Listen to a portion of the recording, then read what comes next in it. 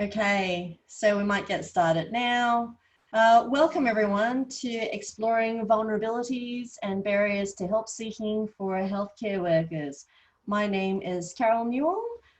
Before we get started, let's pay our acknowledgement to country. The Black Dog Institute would like to acknowledge Aboriginal and Torres Strait Islander people as Australia's first people of this nation and the traditional custodians. We value their cultures, identities, and continuing connection to our country, waters, kin, and community. We pay our respect to elders both past, present, and to the future, and are committed to making a positive contribution to mental health and well-being of Aboriginal and Torres Strait Islander people across Australia. And we want to welcome any Aboriginal and Torres Strait Islander people here today in our audience. All right. So welcome to Expert Insights podcast for health professionals. This podcast will be recorded and you can actually find us on YouTube as well as on SoundCloud and also on our website, which is on our slide here. My name is Carol Newall. I'm going to be your host tonight. I'm a clinical psychologist on the North Shore of New South Wales. I'm actually broadcasting from my clinic today. I'm also a facilitator for the Black Dog Institute. This is just a gentle reminder for everyone to please do post your questions as you're listening into our Q&A section. So you've got a little button on the bottom and we will be monitoring it closely throughout the talk. This includes all the panelists as well. So do keep an eye on it. We would love for you to ask questions because we've put aside some time to address the questions you have as you're listening to this podcast. This is today's panelists. We've got Dr. Jan Orman, Dr. Basha Ratlinska, and Dr. Benvinda Zabragas. I hope I've pronounced that correctly, Benvinda? Yeah, Zabragas. So I'm actually going to stop share for a minute and pull our faces up because I would love for each of our panel members to introduce themselves and to tell us a little bit about their expertise in this area before we get started on the Q&A component. So just stop sharing now and we might get started with Basha. So Basha, you're currently on mute, so I need you to unmute and introduce yourself. Hi everyone, welcome. My name is Dr. Basha Ratlinska. I'm a clinical psychologist and the clinical lead for Headspace in Coffs Harbour. I'm also a researcher and lecturer in psychology at Southern Cross University. And it's a real pleasure to be invited here this evening. Thank you. Welcome, Basha. Next we have Dr. Benvinda Zabragas. Hi, my name's Benvinda, also known as Ben. I'm a general practitioner from Sydney. I had my own surgery for many years. Now I do mainly locuming, often in country and remote areas. My experience with mental health has been a personal one, primarily having been diagnosed quite a few years back. And also a deep interest in mental health issues in my patients. And also thank you for inviting me. Oh, welcome. And next we have Dr. Jan Orman. Hi everybody, I'm a GP by training with a special interest in mental health. I've worked for the Black Dog Institute for a good deal over a decade as a facilitator in the professional education program. And since 2013, I've been GP services consultant in charge of developing and delivering the resources that are available through the Black Dog's arm of the E-Mental Health in Practice project. So that's me. Thank you, Jan, for joining us tonight. Let's get started with our first question. The first question is for Basha. What led you into research on medical health professionals' mental health? Because you sort of veered into this into this area while you're still living in Sydney. Yes, yeah. Well, I think actually probably the biggest thing that drew me when I first started working for Gen Health in Coffs, which runs both the Women's Health Centre and Headspace. Some colleagues, doctors at the Women's Health Centre, were also involved in teaching at the Rural Clinical School, and they had identified that They would like to support some of the students at the Rural Clinical School in terms of their own wellbeing. And at the time, the Beyond Blue big research project had just been released, identifying some of the needs of young doctors in terms of their mental health. So we put together a multidisciplinary program for the medical students at the time, with a dietitian and a physiotherapist and a clinical psychologist and a number of doctors. And we developed some research around the project. So trying to look at like predictors and markers of well-being amongst medical students and later junior medical officers. And I have to admit, when I went into it, I was really naive at the extent of the issue. You know, I had read a lot of the research, but it wasn't until we really started to take those measurements ourselves and realized that for some of these doctors, when we ran the depression and anxiety stress scale, we administered the scale to everybody who participated in our project. And we found that up to a third of these young people, and they are, you know, really young people when they're students, were reporting scores that were moderate, severe, or extremely severe on these subscales. And once, when we ran the program, we had a 3-month follow-up time point, which happened to fall right in the beginning of their exam period. And at that point, it was 50% of the sample who were reporting scores that were moderate, severe, or extremely severe in terms of their depression, anxiety, and stress scores. And I think at the time I was really taken aback by that. It really drew my attention to the scale of the issue in terms of the well-being of people right at the beginning of their medical career. Yeah. Okay, that's really interesting. 50%. That's quite high. Do you find that surprising, Jan, when you hear those prevalence rates? Because they're junior doctors, so are they... Absolutely not in the slightest. You have to have been there to understand just what kind of hell being a junior doctor is. And I think it's actually getting worse rather than better. Would that be your sense of it, Ben? Yeah, I do. I think so. With the external factors outside of medicine itself, directly impacting. When I graduated in 1982, and in those days, basically, it had its own issues already. But now, with the highly litigious society that we live in, that's an added burden. So I think with those little things around it and the way that the course is structured, effectively, I think it is getting worse, like you say, Jan. And if you move that a step forward to general practice training, the stresses do not reduce with general practice training. So if you add the stresses of medicine, looking after people's lives, life and death situations, if you add to that the problems of training and the stresses associated with that, and then all the red tape you've got to deal with, and these medico-legal issues of watching your back all the time to make sure someone's not interpreting you poorly or inclined to be litigious towards you, then there's no question about it. It's very stressful. I'm just wondering, and Carol, do you know how this applies to allied health practitioners?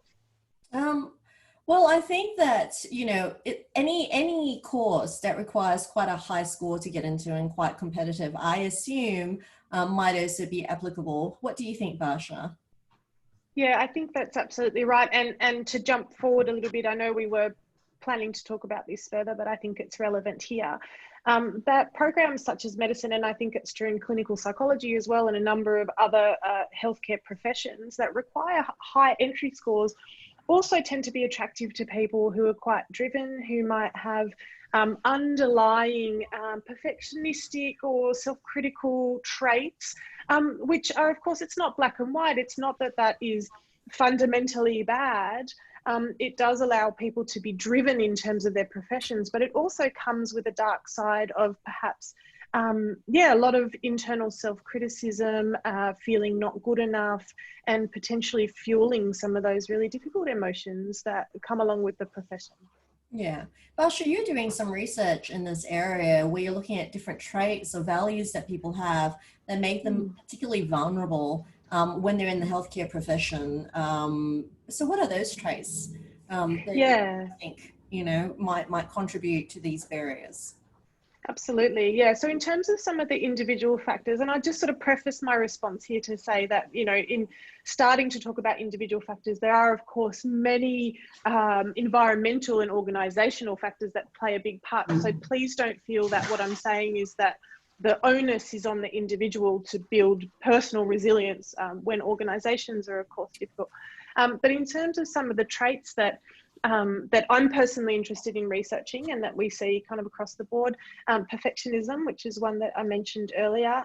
So perhaps tied to an idea that I might feel like no matter what I do, I'm not quite meeting my own standards. No matter what I do, I'm not feeling good enough, which drives people to achieve, but also drives internal self-criticism. Another trait that we tend to see a lot of and we talk about with medical students and junior medical officers is imposter syndrome, which is something that's very prevalent for young doctors. So feeling like, you know, when will people realise that I have no idea what I'm doing in my profession, which can be really challenging. And finally, we also research self-sacrifice. So there are many people in healthcare professions who might have a personal experience of having cared for someone throughout their life, and this is somehow associated with their choice of going into a healthcare profession. And this can be really difficult for someone who might be sacrificing in every aspect of their life when they're at work and then when they come home, you know, and might not necessarily notice the need to treat themselves with the same level of compassion as they do for their patients. You know, you mentioned things like imposter syndrome and self-sacrifice, and you know, those are traits I wonder which might be more linked to a specific gender than one or the other. What do you think, Benvinda? We talked a little bit about, you know, whether something like gender might play a role in terms of healthcare professionals, you know, being in this particular discipline, which is high achieving and demands quite a bit of sacrifice as well. Yeah, well, obviously both genders, you know, will be represented effectively. As Basia was saying, I think there's been quite a bit of research done on the issues of the character traits that, you know, sort of healthcare professions do attract. And it's often those particular character traits of perfectionism and high achievement and so forth, be they, you know, be they female or male, that often do get attracted and do get spots in, you know, sort of medicine and all the allied health. And it's then found that it is those very character traits that end up in the long run being, you know, the exact things that work against the person when it comes to self-help, to identifying mental health issues, or, you know, even just illness, you know, within themselves. Now, with the actual gender difference, obviously I personally, being a female, this I found throughout my career, and with a lot of, I speak for a lot of females that I've come across, not only doctors, that the whole issue of mixing in, you know, sort of a profession such as psychology, where compassion fatigue, as time goes on, becomes a factor, or in medicine, and trying to mix that in with what a lot of women, you know, will aspire to once, you know, from childhood, to have a family, to have kids. There's that, I found that was, for me, an absolute icebreaker in the building up of the, you know, the underlying things that led to, you know, sort of the rearing of symptoms and so forth with my own depression. And I had my own practice. It was a solo practice at the time. My mother, being an ethnic, you know, well, like any other mother, but particularly as an ethnic mum, she loved taking care of children. That paved the way to me being able to escape to the office for many reasons. Professionally, it was a good way to escape outside of my own issues. And with that then came the guilt of not being there for seeing my first child take her first steps. And I got this lovely phone call from Grandma.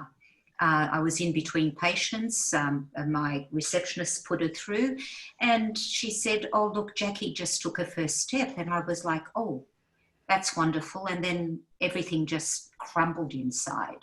So I think gender-wise, as a female, that be it what we put on ourselves or what we think is a societal expectation, I think that plays a big role.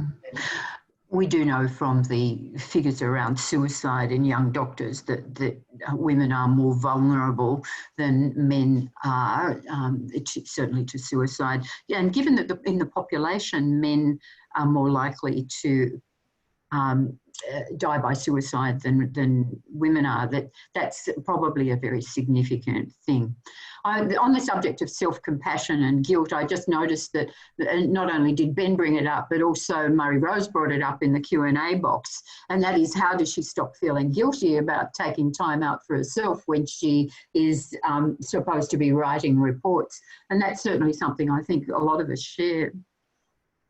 Yeah. So how do you take time out? I mean, is presenteeism a real problem in healthcare professionals? Absolutely, yes. Does everyone know that presenteeism means going to work when you shouldn't, when you're really not well enough to go to work, and particularly when you're mentally not well enough to go to work, and it applies to the entire workforce. But how many doctors do you know who actually take the day off when they feel sick or when they feel mentally unwell? Not too many, because we're trained that our needs are not nearly as important as our patients' needs. And if we're women, our needs aren't as important as our children's needs and our partners' needs, and in fact, everybody in the entire world's needs. Yeah. So do we have any tips for Murray Rose from the GPs in terms of taking time off and not doing those clinical notes? Does anybody know how to break that habit of not feeling guilty? I reckon if you're not getting time to do your reports, you're seeing too many patients. Is that fair to say? I mean, and that might be a way in which you're guilty of not looking after yourself properly. Yeah? Am I being unreasonable? No, not at all. I think, one of the ways to think about presenteeism is that we all need a rest to be more productive, so actually having that rest and then coming back, you're doing the work in 1 hour instead of the 3 hours, you're stretching it out, so you're not being particularly effective. And just because one of your colleagues is seeing 15 patients or clients a day, well, let's talk about clients because I'm talking about psychologists. Just because they're seeing 15 clients a day doesn't mean that you have to see 15 clients a day, because it's very individual what you have capacity for. Emotional capacity, particularly. I think we've all probably got the intellectual capacity and perhaps the energy to do it most of the time, but do we have the emotional capacity to do that workload? I think one of the deadliest things is comparing yourself with somebody, everybody else even. And I noticed, Basha, that in your review, you didn't talk about competitiveness as a personality characteristic that led to difficulty. That's really interesting. And my reaction to this question about the guilt, I thought it was a really interesting question as well, and I know that feeling well. And if I suppose if I put my therapist part on for a moment, I think about what I might say to a client in that situation, and I suppose my reaction would be, we show compassion for the emotion and we challenge the underlying beliefs driving the emotion, right? So the guilt is also an emotional part of you. I suppose I would be curious towards the origins of the guilt as well. It could be different for different people. Am I afraid that something's going to happen to my client if I don't complete that report? Am I concerned that my client's going to be angry at me if I don't do my work? Am I concerned that I'm going to look bad compared to my colleagues, so that guilt could be any number, a mix of different emotions. And I suppose Also identifying some of those thoughts that come with it, which are, I should do this. In order to be a good therapist, I must. You know, we're sort of identifying our own conditional beliefs about what it means to be an appropriate professional in our field, and challenging some of that whilst showing self-compassion. And there may be some validity in those shoulds and musts when it comes to the actual content of what you're doing, writing reports, etc. But there's no validity in saying that bloke down the end is seeing 15 patients a day, clients a day, so I should be too. That's not valid. That you cannot make that condition on yourself. And I wonder whether it's also linked to this very new trend that's been tracked by economists that suggests that busyness is somehow increasing our sense of value as a worker. So whether you're actually being productive or not, being busy seems to be linked to our self-esteem at the moment, right? And that might be one of the core beliefs that's starting to develop. This busyness gives us some sort of a status. And I wonder whether, you know, the healthcare profession, the discipline itself, lends itself to presenteeism. Benvinda, we talked a little bit about how there's not much of a break in between, you know, those training milestones before, you know, the first step is to actually go into a hospital and do your first placement. And then after that is specializing in it. Is the discipline itself, you know, encouraging that presenteeism? I think it, well, with medicine, it definitely. I would describe, you know, this is only my own personal, you know, sort of opinion on it, but I could describe it as being on a roller coaster without a break. There's always something in the moment which has the unexpected anxiety of what's going to happen around this next corner or this next dive. And that starts straight from the time of getting into medicine or getting into any of the other, you know, sort of healthcare fields, and then straight into a particularly arduous and demanding course. And towards the end, where you can just think, oh, take a breath. I'm going to suddenly, you know, I'm going to get my my credentials. Then there's the next hurdle. Where am I going to go now? More so in my time, you know, when I was an intern, you just automatically went, you knew where you were going. I came out of New South University. I had a spot up at Prince of Wales. I didn't even have to think about it. Now there are, you know, these young people are trying to sort out how to manage or where to get their internship. I believe there was talk that in some states there were, you know, shortage of intern positions.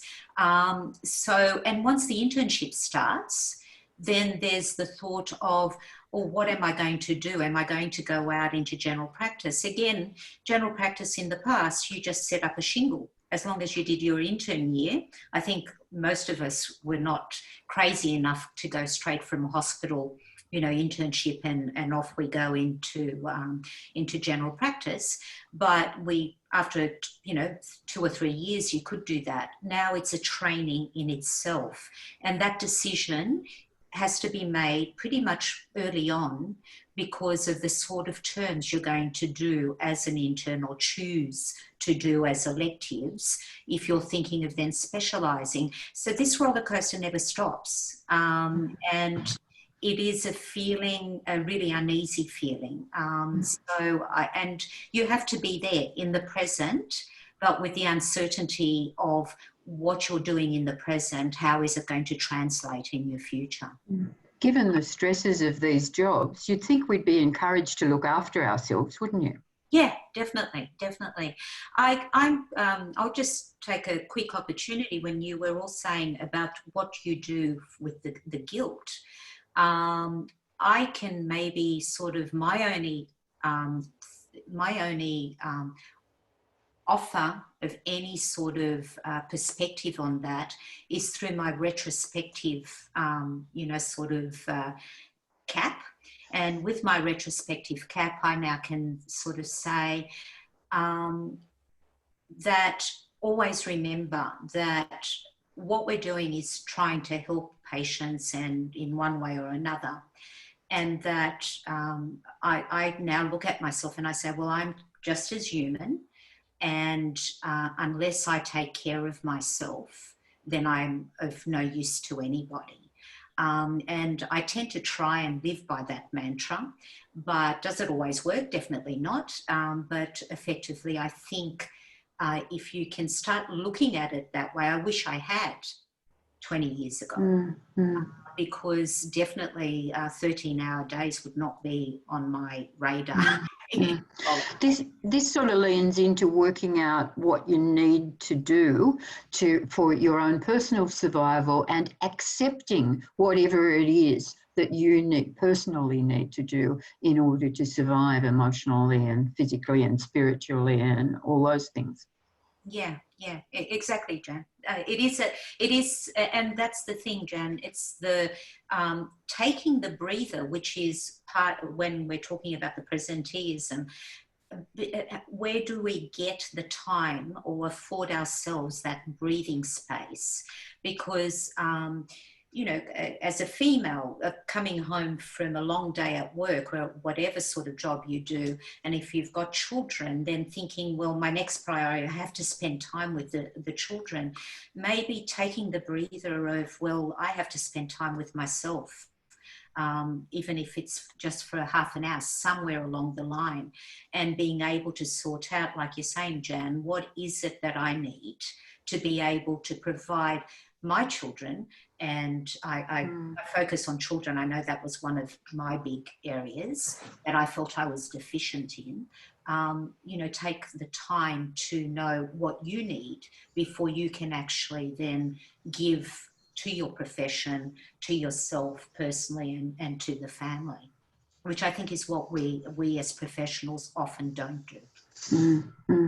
So speaking of burnout, you know, and presenteeism, and some of the tips that we've shared today, Jen, I'm cycling back to you now. And what do you think are some of the challenges that we might be facing now to our well-being during COVID-19? I think as a community, we're facing a whole range of challenges, ranging from the obvious, like work loss and financial distress, to, for those of us who haven't been victim of the economic changes, to simple things like isolation and changes in our style of working.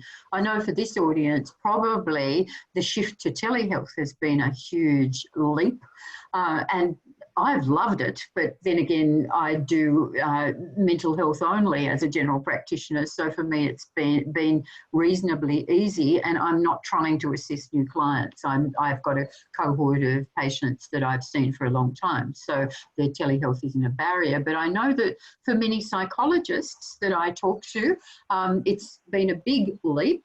What was it like for you, Basia? Yeah, it's been a mixed bag. You've raised the issue there of current clients, so clients who were already well engaged with it was probably a little bit easier, and again mixed depending on each person and what their preference was. Some challenges with young people in terms of connectivity or having a private space to be able to talk to their psychologist, being in a safe place while they're talking. With new clients, really challenging to be able to kind of use our core rapport building skills. You know, we sort of joked a little bit about how there'd be a silence and you know, you'd find yourself saying like, are you thinking? Are you still there? I'm trying to hold the space, but what's actually happening? You know, obviously concern for clients who where there's an increased level of concern or risk.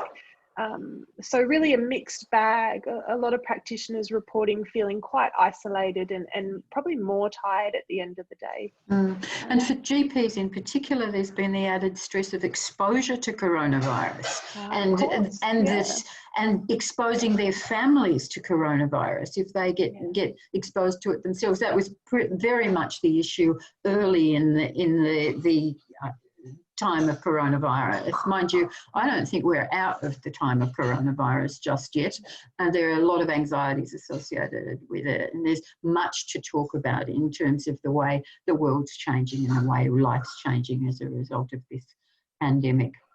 But again, we need to look after ourselves. And if you haven't got a GP and you're a health practitioner, you need to get a GP. If you are a GP, you need to get a GP to talk to, not just about your physical health, but also about the stresses you're under.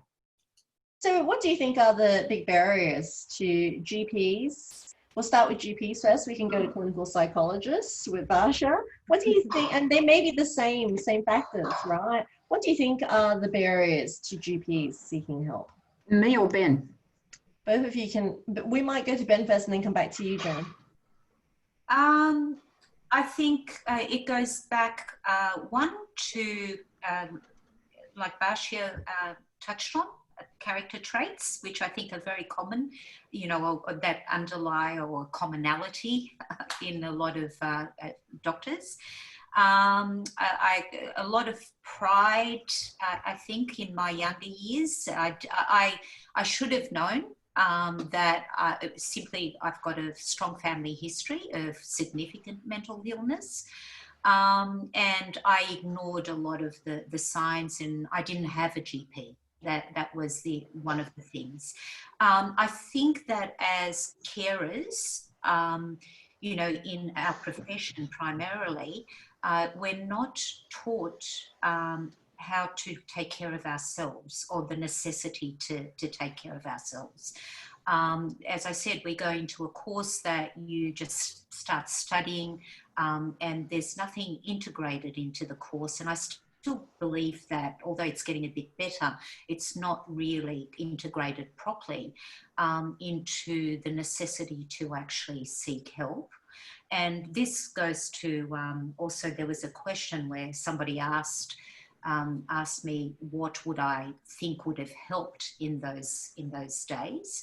And I think what would have been of great help was if there had been a bit more in the structure of our course, which doesn't have to be all-encompassing, but something that touched on the human factor of actually going into a profession where you are actually, you know, most of the time taking care of somebody else, and how you can take care of yourself, and some very practical advice like getting a GP.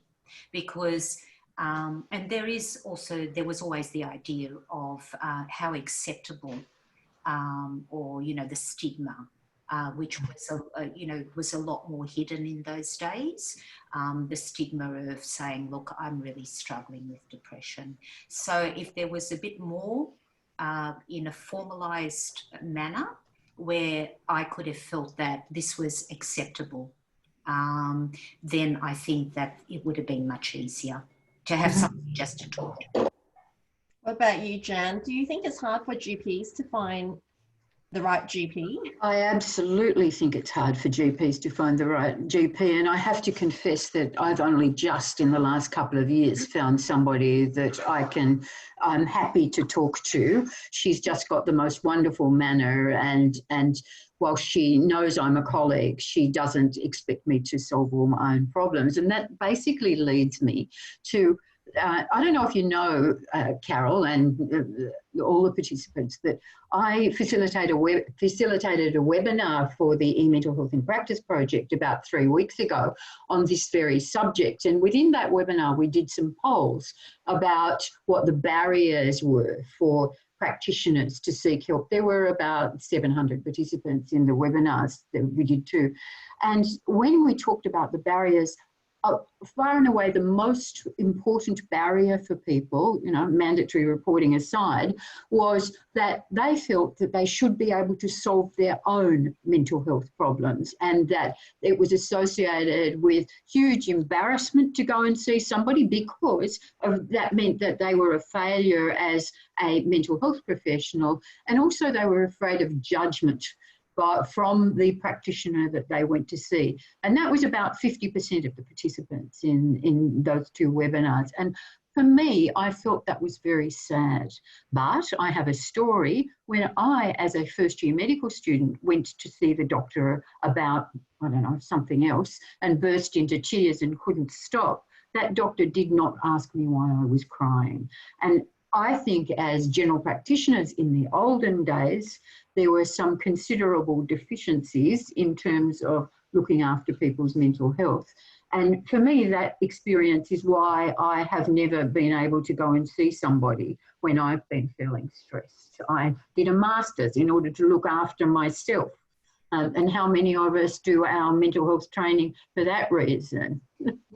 So I just think it's important to know that that's one of the main barriers for GPs. Yeah, absolutely. Mental Barsha. health professionals, and they see investment in the sense that they need to fix themselves. There's also stuff like, what if I'm mandatorily reported as being impaired?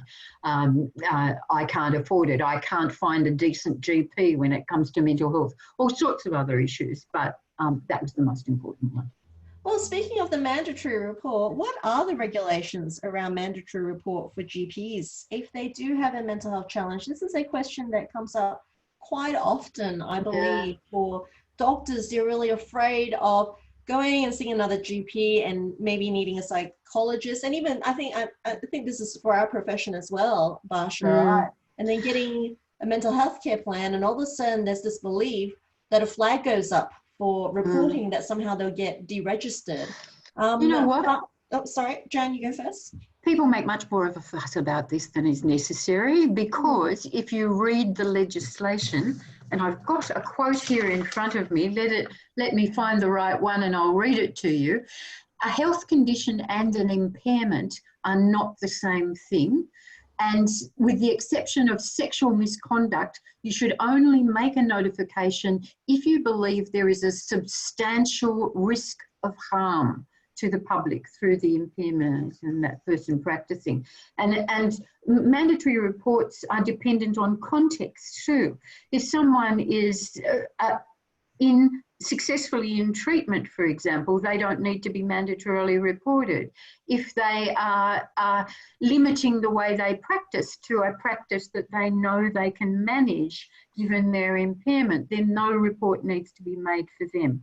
Mandatory reporting is only if the condition is impairing them significantly to the extent that the public are at risk as a result of their impairment. So it's not across the board, and there's been a lot of misunderstanding about that I hope has been cleared up in the most recent changes to the legislation, which were, I think, late last year, the middle of last year.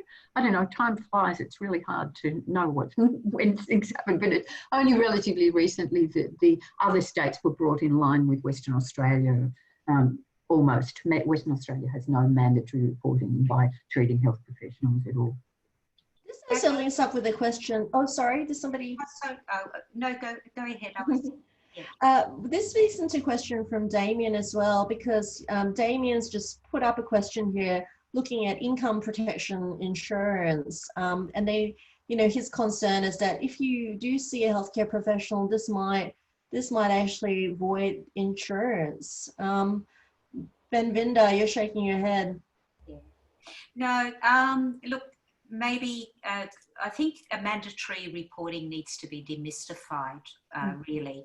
And I think this is one avenue that I think needs to be addressed generally in all our courses, because I think most people have have this fear understanding of mandatory reporting. Like Jan was saying, and there has been a most recent change, and that was on March the 1st of this year, where effectively they've sort of increased the level that it's harder for a treating doctor or a treating person to actually have reason to mandatorily report. And what has to be understood about mandatory reporting is that it really isn't punitive. I've actually worked as a medico-legal advisor for one of our MDA National, and was the support doctor for a few doctors who were, sort of under healthcare, or mental health care programs and so forth.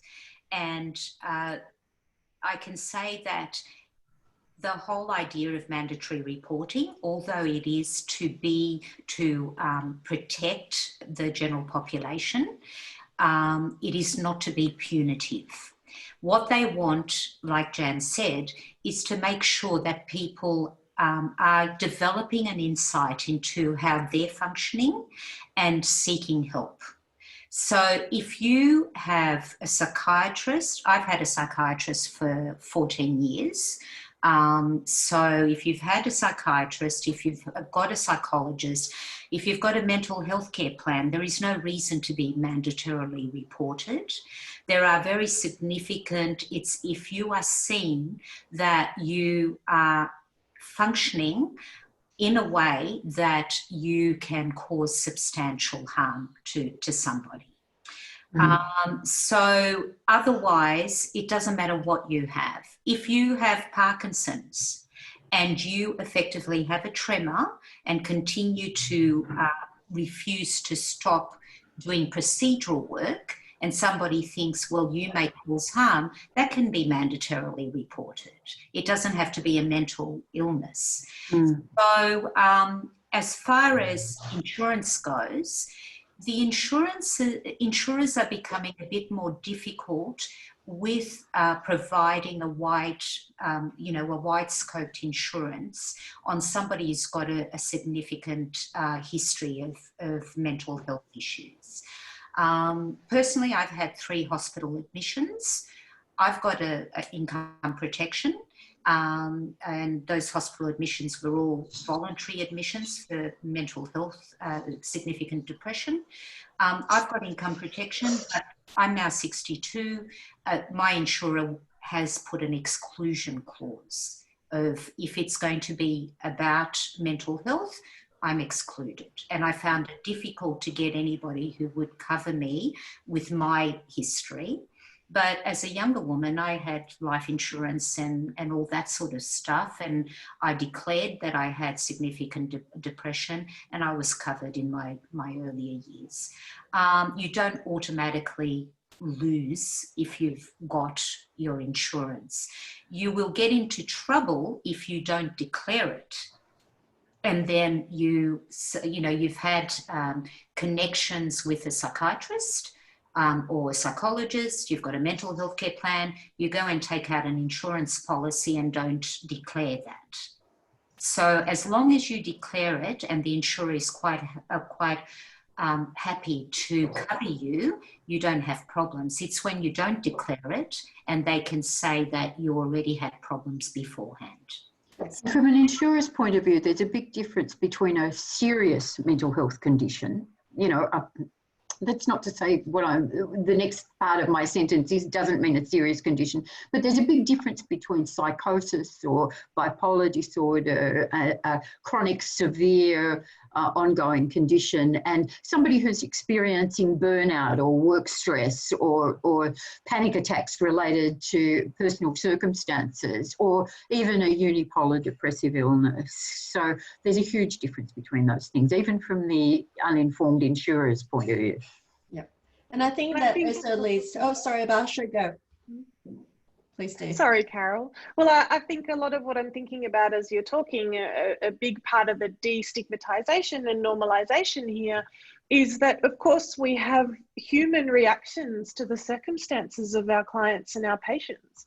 And feeling strong emotions about our work is a really normal experience. Doesn't necessarily make us deficient, or having personal experiences both in the healthcare and the mental healthcare system is really normal for healthcare providers, and can in fact be an enormous strength in healthcare provision.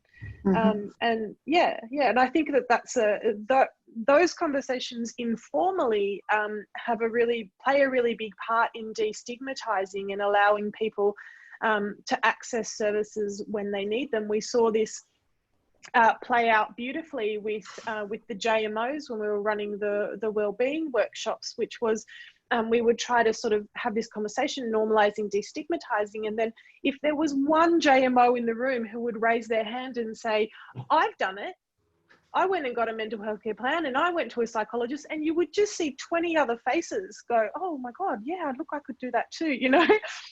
It's incredibly powerful, and I think that that's an avenue that is available, you know, for everyone who's here, obviously, in the webinar and thinking about these issues. You know, we have a lot of power in a unofficial capacity to be speaking openly with colleagues and friends about our experiences that normalizes this for them as well.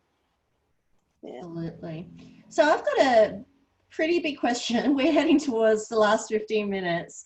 Do you think that there are any things specific about the discipline or organization that make individuals, even if they weren't perfectionistic in the first place, even if they weren't, you know, self-sacrificing, and they came into medicine or psychology, do you think, we'll start with medicine first, are there any organizational factors that you would like to change to make it more supportive for well-being? We might start with Barsha for this one, because it was originally your question, and I think actually Benvinda and Jan would have something to say about this as well. I imagine so, yeah. So there's a wide range of organisational factors that have been investigated in many, many research studies. If I was able to just sort of say one thing, is there is a huge amount of evidence and support for trauma-informed practice for providers as much as for our clients. We prioritise trauma-informed care for the vast majority of our clients and patients, and that can also be done for providers, and that is associated with empowerment and strong communication, good service pathways. There are a lot of organisational factors that relate to these kinds of practical difficulties in terms of how service providers are treated within a system that can be fundamentally disempowering and fundamentally traumatizing for the healthcare provider, which can go on to further emphasize difficulties of, you know, the individual difficulties within the system itself. So yeah, that would be really, that's something I feel very strongly about, is implementing trauma-informed practice at organizational levels to help support providers in the organization. What about you, Benvinda? If there was one thing you could change about the organization or discipline, your discipline, to really better support mental health, maybe for junior doctors, what would you change? I would change the undergraduate, or what, you know, the student training. And when I say that, I mean not the clinical and all that kind of stuff, but they've managed over the years, something that I find interesting now is that they've introduced into the course, you know, sort of a whole term of medico-legal training. You know, sort of how to identify medico-legal issues and whatever, and that reflects the, like I was saying, the society that we now practice in, because we, as in 1982 or 76 or whatever, when I first started, there was no such thing as that sort of focus. So I think it could be done with having a term about you know, broaching the pathways that come after graduation, broaching issues that we're discussing, and, you know, just showing the young students who are going to be our future doctors or psychologists or whatever, that there is recognition that this may be a factor in the future. And making them understand that opening up and avenues with the people that they can open up with, so that there's a foundation where individually these students are not, if they're experiencing issues, and as Basia said, there's a huge amount of it, that if they are experiencing, they don't feel isolated, that they're experiencing it by themselves. And I think that has to be broached before the roller coaster, you know, really starts taking on speed. And that's what I would change. This links up quite nicely with Jill Buckfield's mentioned that, you know, she was quite surprised that GPs don't have supervision requirements that clinical psychologists do, which is just getting together with a mentor to inform our practice. But sometimes it's a little bit of mentoring as well, that work-life balance. And what do you think, Jan? Do you think that would help? Do GPs get any supervision? Can I just say that supervision is a dirty word in medicine? Why? It has connotations of being questioned, of your judgment being questioned, of people losing control over their way they practice. We haven't grown up with supervision in the same way that psychologists have grown up with supervision. So yes, I agree. There's a real need for something along those lines, whether it's mentorship, whether it's peer support, formal peer support, whether it's violent groups. We need to do that in general practice. But much as many of us have spoken to the colleges about introducing something like this, I think it's a little way off before that becomes part of GP's CPD requirements. Is that your sense of it, Ben? Yeah, I think so, Jan. And I think that I think we're probably quite a few years off. We've just like you, I think you described your that internship, or you know, as a student. Well, just to show why I think it's probably a bit way off, is because we've still got a huge, you know, sort of group of GPs of Jan and my era. And mental health was not at all something that was discussed a lot.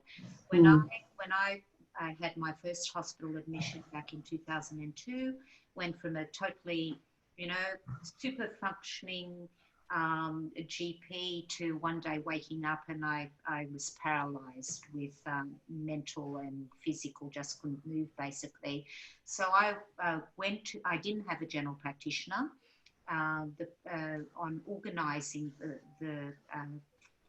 my admission to a hospital, I got advised to go and get a referral from a GP. So stepped into the offices of a GP up here in Sydney, and it's still in my mind that I walked into that office. I looked absolutely horrific, apparently, and effectively this male doctor, looked at me and said, "Oh, you should have known better."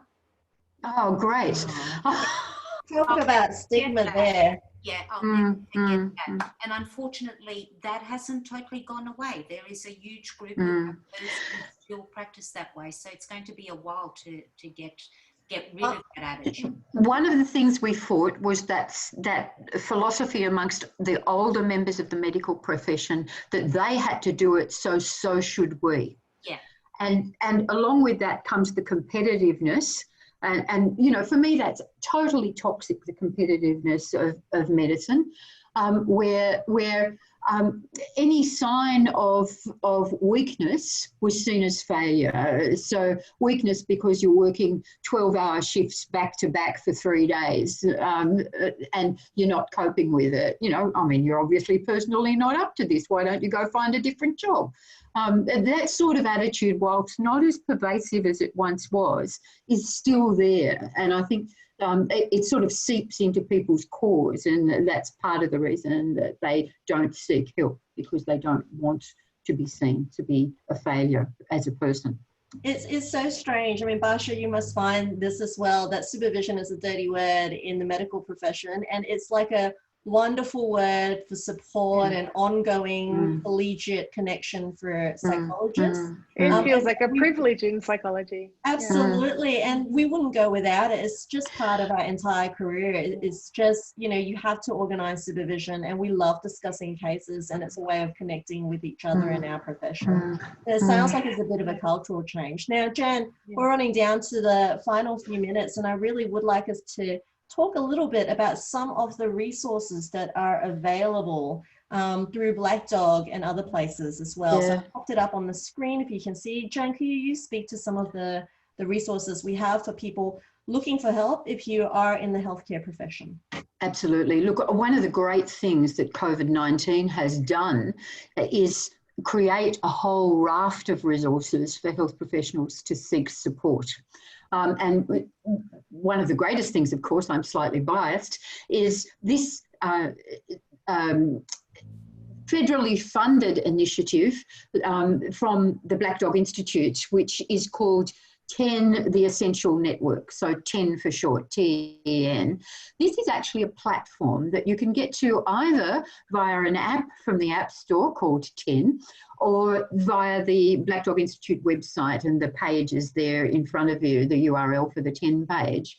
What the Essential Network provides is resources for helping people survive COVID-19, health professionals, and helping them manage the emotional turmoil that COVID-19 has created, and also links to things like the Black Dog Institute online clinic, which is a free assessment clinic that's available to everybody to complete questionnaires anonymously and get some feedback about how they're coping at the moment. There's also the links to the peer support network provided by Hand in Hand. Now, if you don't know about Hand in Hand, it's an important thing for you to know about, because Hand in Hand was established this year by a young woman who was the Wellbeing officer at Cairns Hospital last year. Now, that's something that should be in hospitals all over Australia, a Wellbeing officer to support in that instance, it was the doctors. But Hand in Hand has evolved to be a support network for all health professionals, both in Australia and New Zealand. And what happens is that if you contact Hand in Hand, you can be referred, you'll be assessed first by a psychiatrist over the phone, and they will refer you either to a volunteer peer supporter for either one-to-one peer support or for group peer support, whichever you have expressed a preference for, or they will refer you to a practitioner for specific treatment. So, and you can actually volunteer if you're a mental health practitioner to be a support person, a peer supporter with Hand in Hand, as well as refer yourself there for support as well. Now, if we can go back a slide, Carol, I can talk a little bit more about what else is in TEN apart from the Hand in Hand network, but I don't think Carol has worked out how to make the slides go backwards. I can't make it go backwards for some reason. Oh, hold on, here we go. There we go. Okay, so the TEN network also includes links to the This Way Up programs, which until the 30th of June, the This Way Up programs are actually free of charge to anybody who enrolls in them. I don't know if you're aware of that. They've made all those $59 diagnosis-specific programs that are available from This Way Up free during COVID-19, but that finishes on the 30th of June. So if you think you need a bit of help with your depression or mindfulness, or you need a bit of help with managing your anxiety, and an online course might help you, then go to This Way Up quickly before you have to pay $59 for it.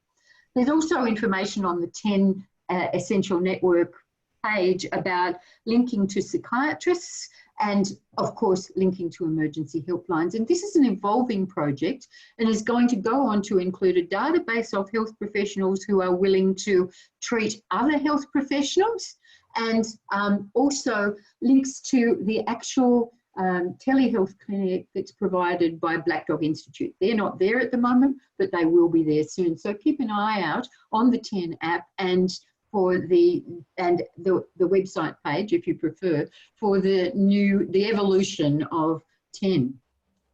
Thank you, Jan, for that. Hopefully Pleasure. everyone finds that useful. What we've got here is some online tools for you. And also, we're on to our last page. If you have any questions, look, those slides went by very quickly, and you might not have gotten all the URL and all the links. Please do email us on this particular email, so education@blackdog.org.au, for any information that you might have missed while we were talking quite quickly towards the end about these fantastic support resources. And of course, we've missed a few questions. We're so sorry we couldn't get to it because we had some really great questions tonight from the audience. But thank you for being part of tonight's podcast. And I just wanted to say a really warm thanks to our incredible panel members for participating tonight. Some really great stories and some really great tips and resources. All right, everyone. Good night. We'll see you later. Good Thank night. you. Bye. Bye.